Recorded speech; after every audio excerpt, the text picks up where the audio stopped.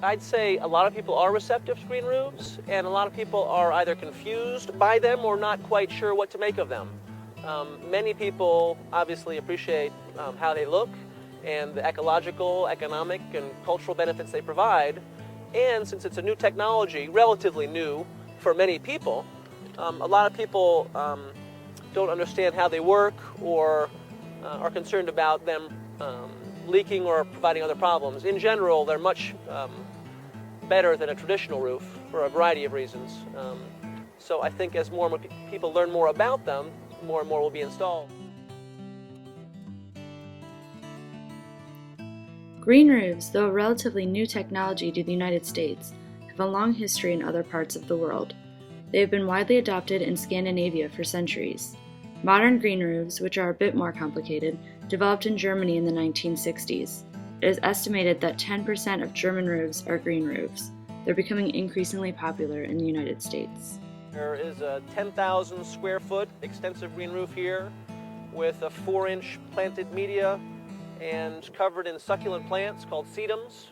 There's a variety of different species here, and every year it's designed to capture, retain, filter about 150,000 gallons of stormwater. Water that hits our rooftops and roads carries with it pollution, and that pollution often goes into a storm drain and directly into the nearest stream, river, or creek without any kind of filtration. If there's too much water, especially in the combined sewer areas, there's actually areas along Rock Creek, the Potomac, and the Anacostia Rivers where when there's a big storm, the combined sewer system takes sewage from our buildings and stormwater from our streets, combines them, and dumps it into our waterways.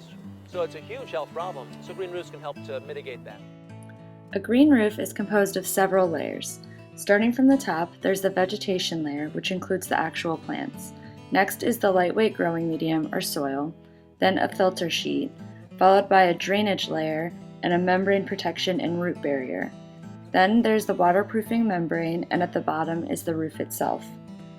Though how the layers are composed can vary, and green roof construction is tailored to each specific building with the help of a structural engineer, it is important to protect the roof from the water and the vegetation. There are two different kinds of green roofs. In general, green roofs are classified as either extensive green roofs, which mean it's a thin planted media like this roof here. Thin extensive roofs usually have this kind of sedum plant, which does well in this high alpine kind of conditions. There's lots of sun and wild fluctuations in the amount of water. So this extensive green roof is the more widely used green roof technology here, Germany, and elsewhere, because it's easier to install, easy to maintain.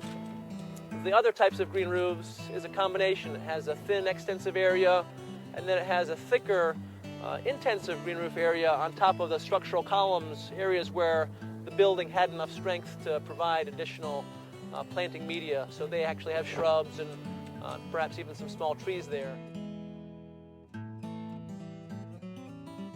In general, the economic benefits for green roofs are they extend the life of the membrane at least twofold. They help with deferred maintenance, so you don't have to replace the membrane as often. As well as there are energy savings. The roofs provide not only thermal insulation but also acoustic benefits, so it's quieter in the building, so people tend to report that they enjoy working there more. The commercial realtors we've talked to say that their tenants love having a green roof, especially if it's accessible. So the lease rates tend to be quicker, and all the research on green roofs in general suggests that people who are in green buildings are more productive. There's less absenteeism, so one of the biggest criteria for buildings productivity is the people and their well-being. In addition to those economic benefits, other studies suggest that seeing green, be it a green roof or a green landscape, actually increases people's health. So people report quicker healing rates in hospitals if they see a green roof or green landscape as compared to a gray one. So there are multiple other benefits beyond just the economic. I think it could promote a sense of stewardship for people that aren't traditionally around green spaces. I think for DC, the program is special because although there's wonderful national parks and we have the National Mall and a lot of other large green spaces, in some areas they're not. You know, they're not many parks or green spaces. And so for people that do have the green roofs or can see them, and specifically those that have access to them, that can provide a green space that you don't otherwise have. The district has about 1 million square feet of green roofs currently installed all throughout the city, and the green roof rebate program that the Anacostia Watershed Society administers for the district is designed to provide rebates for any kind of roof. We have funded about 80,000 square feet of green roofs over the past 2.5 years. The funds that the District Department of the Environment uses to fund the program come from the 5 cent per bag bill, which has benefited several recipients of the green roof rebate program tremendously. And one of our colleagues at the Anacostia Watershed Society tells her little saying is, if you want to know where your bag bill money went, or you want to benefit from that, then apply for the Green Roof Rebate Program. DC's Green Roof Rebate Program offers $5 per square foot for anyone who wants to install a green roof in the district. It is administered by the Anacostia Watershed Society for the District Department of the Environment with funds from the Anacostia River Cleanup and Protection Act of 2009, otherwise known as the BAG Law, and the Stormwater Enterprise Fund. Fairfax County offers stormwater management credit for vegetated roofs, and the U.S. Green Building Council offers credit for vegetated roofs in its Leadership in Energy and Environmental Design certification program.